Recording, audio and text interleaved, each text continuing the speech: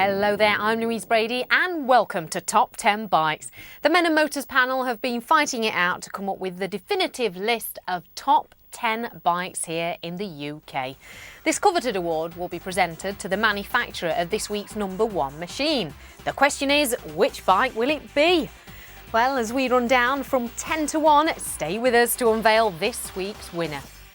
Now, I'll be one of the panellists, and as the show progresses, you'll get to hear all the other panellists give their verdicts and opinions. So let's get down to business, and we'll start counting down on this week's category, dual-purpose bikes. At 10, it's the cuddly MZ Baghira. Now, I mention the name MZ and you instantly conjure up images of cheap, smoky, two-stroke bikes from East Germany. The engine is taken straight from the Yamaha XT660 and as such is well proven to be reliable and fun to use. Kicking out 50 brake horsepower, the Baghira is quick enough away from the lights and has plenty of grunt for embarrassing sports bikes on your favourite section of twisties. Handling is good and the engine is fairly responsive. So let's hear what some of the panel have to say about it.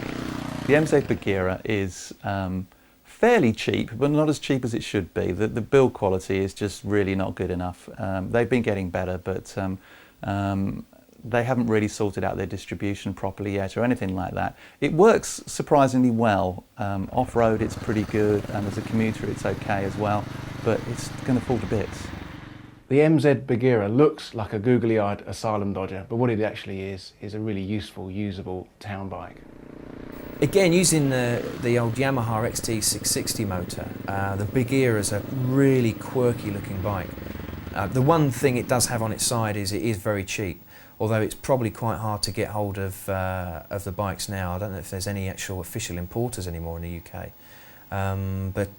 You know, if your funds can't stretch to a KTM Duke, then perhaps look at the Baghira. Much like the XT600 from Yamaha, there's a purity about the MZ Baghira that's hard to deny. Very simple, very straightforward bike with bags of attitude.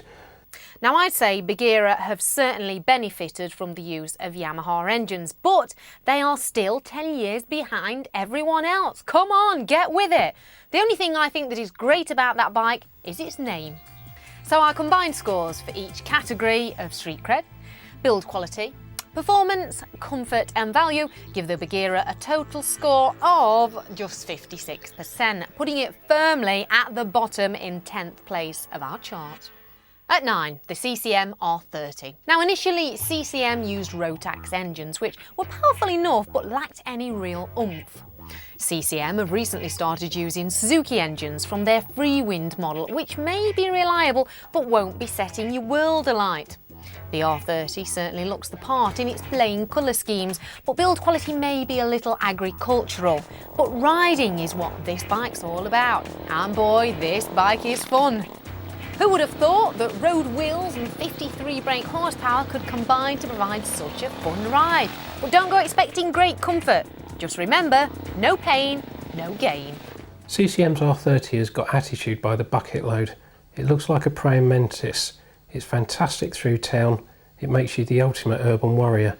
We've had R30s before on test and the finish has been a bit dubious, and they've been bikes that have actually been given to a magazine to test. So certainly take a look when you're buying one. Similarly priced though to the KTM, so it really depends if you want to ride British or not. But a really good, mad, fun sort of urban street tool. The CCM R30 looks like it landed from Mars, but again, it's a British bike. It's light, easy to use, and great around town. It's like the KTM, it's another bike for going out on a Sunday and having a good laugh and then getting back quick and having a massage when you get home because it hurts. Well, I think the CCM R30 is slightly better than the MZ, but not much. From a distance, it has a fine, aggressive stance. It's only when you get up close, you realise that it's not been finished quite as it should be. There's definitely room for improvement. So our panellists' combined scores for each category give the stomping CCM R30 a total score of 58%, slotting it 9th place in our top 10 chart of dual-purpose bikes. And at number 8, it's the Yamaha XT600E. Some bikes seem to have been around forever, and the 600E is one such bike. First revealed back in 1990, it's a testament to how good this bike really is that it's gone virtually unchanged for the last 13 years. You may well be glad to see a tall, comfortable seat, allied to wide bars and that grunty 4-stroke single, making this bike ideal around town and perfect for those long treks. So here's what our panel have to say. If you like your bike simple and straightforward, this is the bike for you. Bulletproof engine, bags and bags of torque from the single cylinder, no bells and whistles. If you just want a bit of fun, this is the bike. It feels pretty crude, it's heavy off-road, not a bike I'd recommend unless you can get it very cheap. Been around for a few years now, the XT. It's a really good, solid, honest, single-cylinder thumper. It feels like it's been around for a long time because it has, but what it is a really good, reliable, honest, simple motorbike, and it doesn't cost a great deal of money. Personally, I can't believe Yamaha still make this bike. I haven't seen one out there on the road for about the last 5 years. It really was a cracking machine and it'll withstand almost anything. So our panel's combined scores for each give the reliable Yamaha XT600E a total score of 64%, placing it in 8th place in our top 10 chart. And at 7, another entry in this year's chart for CCM. This time it's the 644 Dual Sport. The great thing about this bike is whether you buy the trail or supermoto version, you can buy a spare set of wheels to allow you to have the best of both worlds. You can commute on your supermoto in the week, then come the weekend, put on your trail wheels and go and get muddy. Now the engine may not be the liveliest, but allows CCM's models to feel a lot smoother and suffer less reliability issues. The problem I think with CCMs in general, and certainly with the Dual Sport, is just you've got to be careful of the finish. Certainly if you're buying second hand, you want to make sure it's been well looked after. And people think the air-cooled engine's a bit old-fashioned. Well, it is, but it works extremely well, the Suzuki engine in that bike. The only reason you wouldn't buy one is because of the new 404 that's just come out, and that is even better.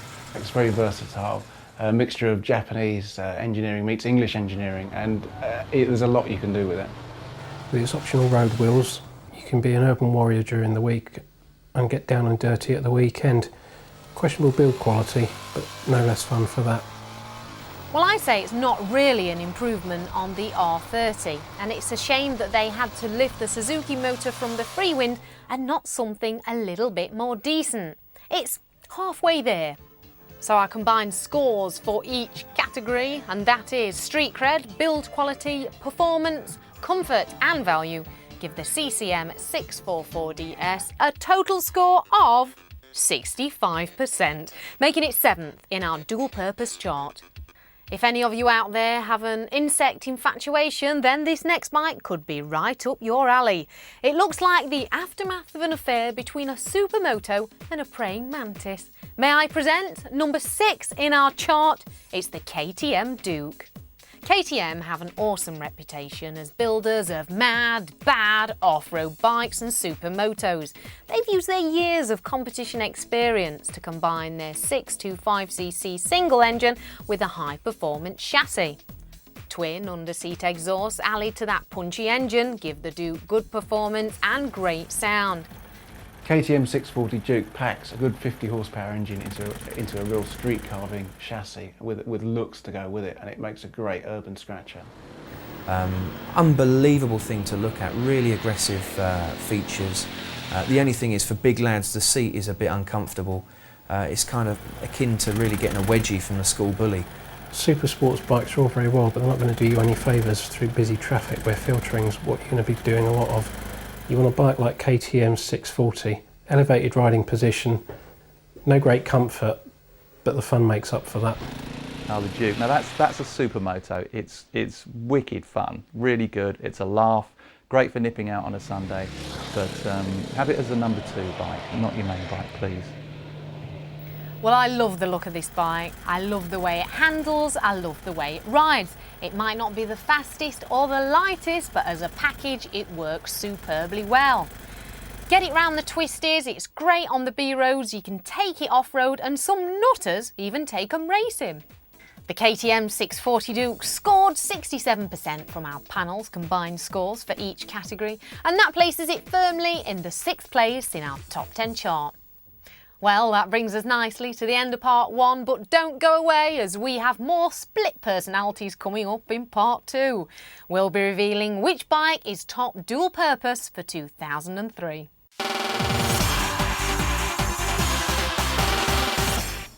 Welcome back to Top 10 Bikes with me, Louise Brady. Well, this week we're counting down the top 10 dual-purpose bikes of 2003. Let's recap the countdown so far. At number 10, it's the Jungle Book favourite MZ Baghira. At number 9, the first of the UK entries, the CCM R30. And slipping in at 8, it's forever reliable Yamaha XT600E. At number 7, it's the flexible CCM 644 Dual Sport. And at number 6, it's the masterly KTM 640 Duke. So it's time now to crack on with plenty more bikes as we count down from 5 to 1. Stomping in at number 5, it's BMW's F650GS. Monster trailers are all the rage, and that's where BMW's F650GS is wanting to be. Styling-wise, there's hints from the 1150GS in its front end, but sadly, that's where the comparison ends. Now, the 1150 has the looks and the performance, whereas the 650 has some of the looks, but nowhere near enough the performance. Let's hear from the panel. You might want something a bit more exciting. I mean, it's bizarre that in bikes, the BMW logo doesn't provide as much excitement as perhaps it does in a car world, but you know, you pay your money, and for £4,000, it's a pretty good choice. It's not a trail bike in the sense that the CCM is, which is very off-road biased, but the BMW works, it's comfortable, you can use it every day, and the dealers are great. The BMW F650GS is one of those bikes that you could, if you wanted to, do the Paris-Dakar on, or you could commute from Windsor into the centre of town on, and it's got a really good strong engine. BMW 650GS is a surprisingly capable bike. The engine's capable enough, although it's a little bit underpowered. The one thing that lets it down again is the price. I think this is probably the best motorcycle that BMW have ever built. It's a true dual motorcycle. And I love the fact that you've got such luxuries such as a heated grab rail and heated grips to keep your mitts warm. So let's take a peek now at the combined scores for each category of street cred, build quality, performance, comfort and value. And totaled together, that gives the BMW F650GS a total score of 69%, placing it 5th in our chart. And in at 4, Suzuki's DRZ 400S. First created to replace the venerable DR350, it had a hard act to follow. The engine is a single-cylinder 4-stroke 398cc lump, pushing out around 39 brake horsepower. Now this has been fitted into a great chassis that allows the bike to handle some serious off-road fun. So let's see what my colleagues have to say about that. Yeah, this has got a top engine, really excellent off-road engine in particular. You know, it'll just pull you out of deep sand from no revs, and it spins on and it's fast and powerful, but not quite up, you know, top notch. It's almost legendary now, the Suzuki DRZ 400S amongst trail riders, but it is a truly versatile bike. You can commute on it, use it as a winter hack, or you can go and ride for 2 days off-road in Wales, and it's just a brilliant all-rounder. The thing about the Suzuki is it's been around for years in various guises, so you know you've got a bike there that's going to last, and quite cheap too, about £4 and a bit grand, so a really good bike. It's got a sweet chassis and a bomb-proof engine, and if that's what you're after in a bike, what more could you ask for? Look no further than this. Now you could chuck on a set of knobblies and go motocrossing and have a barrel of laughs, or you could sling on a pair of 17-inch rims and take to the streets like a man possessed. So our panel's combined scores for each category gives the loads of fun Suzuki DRZ 400S a total score of 71%, putting it firmly in 4th place in our chart of dual-purpose bikes. Ambling in at number 3, it's the Honda XL 1000V Varadero. The Varadero is powered by the Firestorm 1000cc V-twin engine. Slightly retuned for more mid-range grunt, it now produces a claimed 95 brake horsepower. Anyone looking to cover huge miles in a fair amount of comfort, but on a bike that doesn't fit the usual tourist stereotype, need look no further than the Honda Varadero. But what do the panel think? If you want a bike to cover high mileage without complaint, Honda's Varadero is the one that you should be looking at. It might not score you any points in terms of its credibility, but you won't find too many of its owners finding a lot about it to criticise. A real underrated motorcycle. If you want to try some of these dual purpose bikes, then the Varadero is a good place to start. The Honda Varadero is one of those few bikes that you could actually do a lot of miles in one day on. It's very comfortable, it's got a lazy engine and it's got a massive fuel range. Ah, the Varadero. Now there's a bike that's comfortable, it tours well, the engine's quite nice, and it is the ugliest motorcycle in the world, and I wouldn't buy one for that reason. Well, I think it's one big mother of a bike. It's a Honda. It's well built. It does exactly what it says on the tin, although I personally would have a bit of trouble riding it. Maybe they should make a smaller version. So adding up the scores for each category given by our panel gives the Honda Varadero a total score of 73%, placing it third in our top 10 dual-purpose chart. Just missing the top spot is the Triumph Tiger, and it's in at number 2. Now, Tigers have been great bikes for Triumph long before this current model. It's been around since 1992 and, as the name suggests, shares the engine from Triumph's flagship sports model, the Daytona 955i. While perfectly capable of steering off-road performance, the Tiger is most at home on the black stuff. Its suspension and engine gelling perfectly for you to embarrass many a sport bike rider around your favourite twisty bits. The Triumph Tiger looks like a dirt bike, but what it actually is a tourer. It's got a really lazy, easy to use engine and it's one of the most comfortable bikes out there. Triumph make quirky bikes very well, and the Tiger is a quirky bike, even for a dual sport bike. You've got that lovely triple cylinder motor, which gives an amazing sound when you rev it hard, and it's one of the best bikes in the Triumph range. Triumph's Tiger has its fans, and whilst personally I prefer BMW's GS, you're certainly not going to lose any street credibility if you're riding a Triumph Tiger. If you like to dominate the traffic and look above it as opposed to through it, the Tiger's going to deliver for you. If you take one of these off-road, please write to me and let me know, because I want your autograph. I mean, this is a touring bike. It's styled to look like a trail bike. You can probably go up a dirt track and maybe the odd gravel drive, but don't go any more than that. Having said that, the engine's lovely. It does tour extremely well, and I'm quite fond of those. Well, I think it's a very important bike for Triumph, and they're still adding bits onto this crazy toy. It's got macho styling, an aggressive stance, and that wicked Tiger paint job. I love it, but again, it's far too big for me to ride. The combined scores for each category of street cred, build quality, performance, comfort and value give the Triumph Tiger a total score of 75%, putting it firmly into second place in our chart. But before we reveal which dual purpose the Men and Motors panel of experts voted the number 1, here's a quick rundown of the chart so far.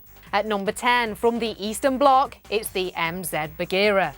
And in at 9, it's the superb Moto CCM R30. At number 8, it's the reputable Yamaha XT600E.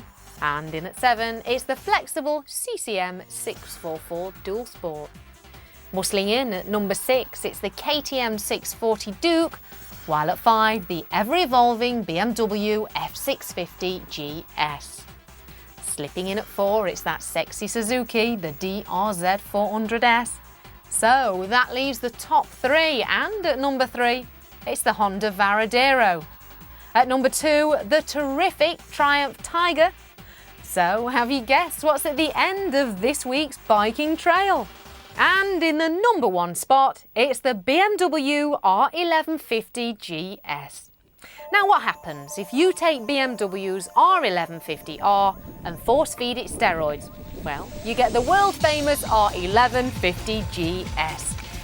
Taking the basic mechanicals from the 1150R and then giving it off-road suspension has created a monster of a bike that is as adept on the road as it is off, once it's fitted with knobbly tyre. The 1150GS can basically do a bit of everything. If you want to go off-road, you can go off-road with it. If you want to commute, you can commute on it. If you want to tour, you can tour on it. And I tell you what, you can even go and scratch on it as well. It's a real sleeper motorcycle. If you see one of these in your mirrors, it can be very hard to shake them off. The good thing as well, if you're actually looking at buying one, is residual values are brilliant. You know, if you buy one, don't expect to lose a big wedge of money. The 1150GS is another very surprising bike. This is because you can use it off-road. I've done a 200-mile trip off-road, all off-road in Spain on one of those, and it's pretty big and heavy, but it works. And then on-road, it's a very good touring bike, very comfortable, high up riding position, engine's nice and torquey. BMW's Boxer engine pops up again in the 1150GS, which for me personally has to be one of the best bikes as an all-rounder that are out there. It'll embarrass your mates on their sports bikes through the twisties because the wide bars make it a breeze to move from side to side and tip it into the corners. Touring, trekking, commuting and worldwide adventures are all possible for this bike. It's unrivalled in its ability, and whilst its looks maybe love 'em all over them, there's no denying this bike is very good at what it does.